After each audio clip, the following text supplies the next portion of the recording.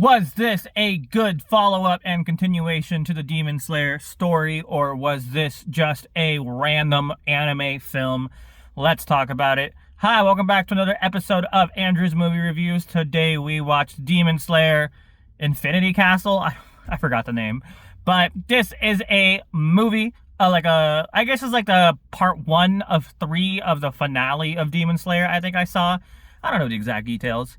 But this is a very, very popular anime series if you don't watch anime. So a lot of people, including myself, were looking forward to this film. And I have, let's say, some very hot takes that I thought I would share with you. I forgot my light at home, so I'm going to be poorly lit again. I just got to buy another one for the car, to be honest, because I can't bring it from my setup to here all the time. But let's just jump into it, I guess. By I jump into it, I mean the 1 to 3 minute short review. Welcome back to another episode of Andrew's Movie Reviews. Today we watched the new Demon Slayer movie. I think it's called Infinity Castle. I don't remember. I'll put it up on the screen. But for this review, I'm going to give you some hot takes. Some definite hot takes. But let's start with what I liked about this film. Ufotable and Demon Slayer has some of the best animation out of any anime, and this one does not disappoint. There's a lot of good animation, a lot of good fights, just top tier stuff from them. The story overall is well written. I'll get back to that point, but a lot of it is written well. The dub, I watched the dubbed. If you don't like that, I don't really care. But a dub voice acting was really good. So there's a lot about this film I enjoyed. My biggest issue, and honestly, this is where the hot take kicks in. I don't think I like this film that much. I didn't hate it. I didn't dislike it. I was just okay to fine. And the reason why is the pacing in this movie is god awful. This is almost a 3-hour movie, and I swear to God, 2.5 hours of this movie are backstory or monologuing.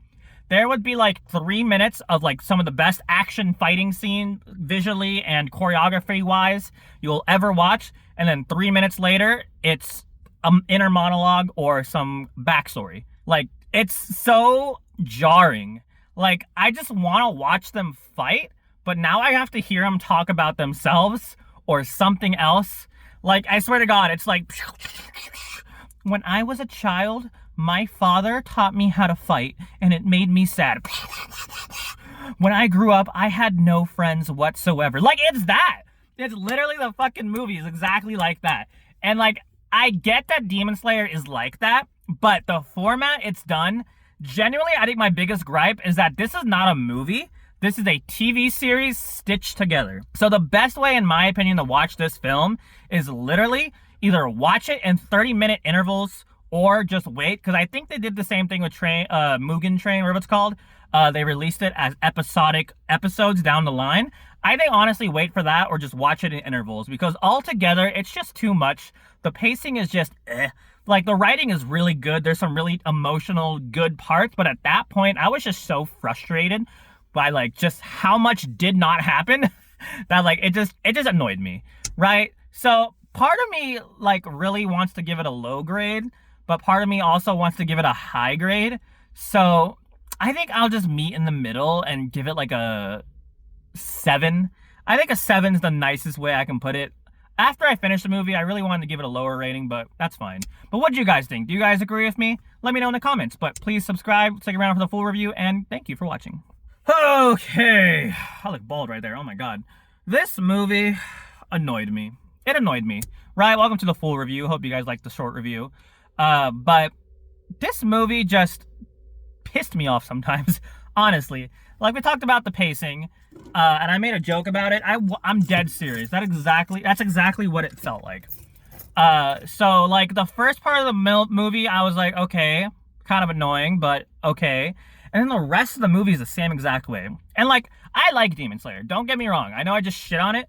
I actually like Demon Slayer. I just don't remember it being this heavy in backstory. You know what I mean? I feel like they ham it up on this one. Because, like, they're super focused. This shouldn't be a spoiler, but they're super focused on character, like, explanation. Especially, like, the villains. Like, they want to give the villains, like, reasons and, like, and, like, humanize them. But, I don't know, just the character. But, like, I don't need a backstory for every single character, every single villain. Like, I think the best way, it shouldn't be a spoiler, but I think the best way they could have done this is instead of stopping literally fucking everything to just explain stuff, like have some fighting while they have some banter while they talk to each other. Like they're fighting and then like, my father taught me how to fight, and he was a cool guy. And you'd be like, your father was a shithead. Like, don't break the pace and stop literally everything just to talk. And I know it's a super anime thing, but like, just because it's an anime thing doesn't mean you have to do it. You know what I mean? And that's the big thing about anime, and one of the biggest reasons I don't like anime. Oh, no, sorry, let me rephrase that. I love anime, but one of the biggest things, I guess, tropes I don't like about anime is like the fact that everything can be so formulaic. And it's not like an anime thing. I feel like that's a Japanese thing in general, like culturally. Because like Japanese are very much about like tradition and doing things not the same, but like having like a formula. You know what I mean? For example, I like watching like ASMR videos, especially like hair salon stuff. Don't ask me why, right? But I'll watch like Japanese hair salons, and they all do this. Every single one do the same exact moves, like the same exact everything. They're completely different places, but they're all in like central, like somewhere in Tokyo, I'm assuming, right? Like they always have this like finishing move, or like they'll give you a massage, and then they'll put their hands together and they'll go like dun, dun, dun, dun.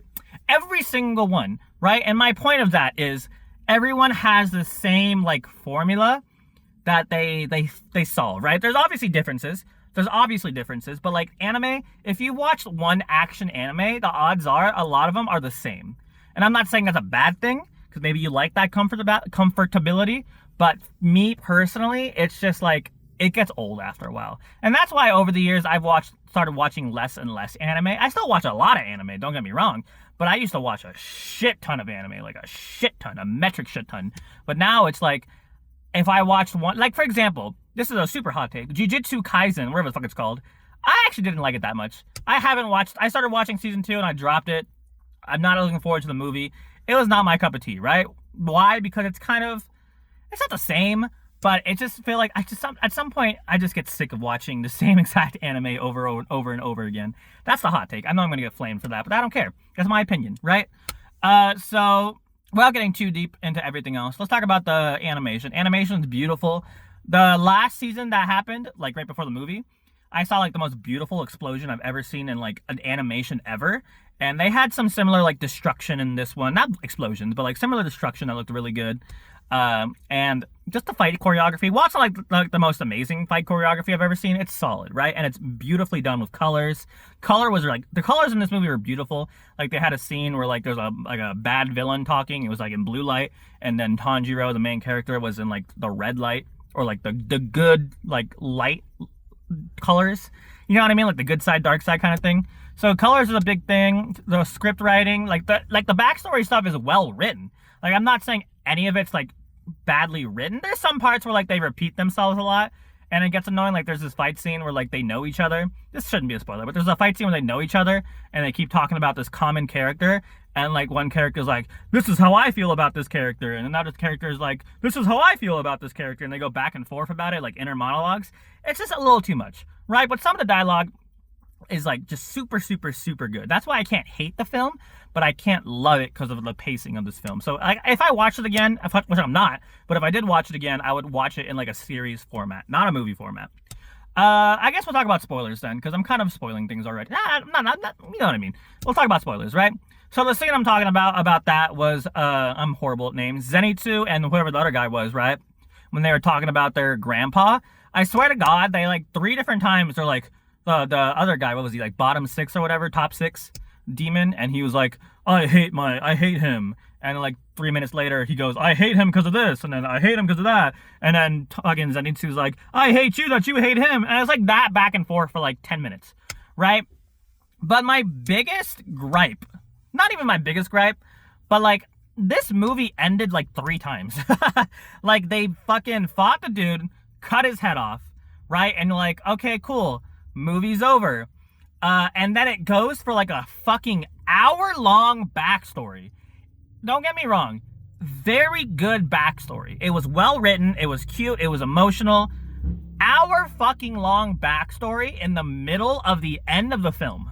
You know what I mean? Like if you watched it, I'm sure you know what I mean, but like the movie was over, and then I got an hour of backstory, and then the movie came back again, and then like the ending was just so unsatisfying. Like it made sense in the context of what the character was doing, but like you put up all this hype, he regenerates, and then he's like, oh, I hate myself, and he fucking kills himself, and then he has the whole emotional arc, and it just I don't know why. Like I don't know why you couldn't do that. I don't know. It's just like they stretched it. That's like kind of like with One Piece, right? How One Piece stretches out the anime because the manga is like too not far ahead of. If you watch One Piece, you know what I'm talking about, right? It's just like why can't I just wanted to like take puzzle pieces and like rearrange them to make it better. Like I was saying, have some backstory while fighting. Do some like characters talking while fighting. Don't just stop the entire film to have backstory. It was so annoying, and it just annoyed me after a while. But I don't know. I could go on all day about this, but I'm sure if I have anything else, I'll talk to you guys about it. But let me know how you felt. Do you agree with me, or do you think I'm full of shit? Let me know. But thank you guys so much for watching. Have a fantastic rest of your day. I'm probably going to watch The Long Walk next, because I heard it's good. But I'm not super excited for it, because I watched the trailers, and I wasn't super intrigued. But I've heard it's good, so I'll give it a chance. I don't know when. Probably tomorrow, maybe, but we'll see. But yeah, thank you guys so much for watching. Have a fantastic rest of your day. Go watch some movies. Goodbye.